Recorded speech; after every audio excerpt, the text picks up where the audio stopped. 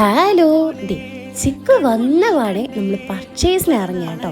കാരണം ചെക്കൻ്റെ കല്യാണം ഇങ്ങ് അടുക്കാറായോണ്ട് സമയം വളരെ കുറവാണ്. അപ്പോൾ പർച്ചേസിന് ഇറങ്ങുന്ന മുമ്പ് ഫുഡിന് മെയിനായോണ്ട് നമ്മൾ ആദ്യം ഫുഡ് കഴിക്കാനാട്ടോ പോയത്. അമ്മ പിന്നെ പതുപോലെ മീൽസ് ആട്ടോ ഓർഡർ ആക്കിയത്. പിന്നെ ലാസ്റ്റ് ഒരു ഡെസേർട്ടും കഴിച്ചതേ നമ്മൾ അവിടെ നിന്ന് ഇറങ്ങി.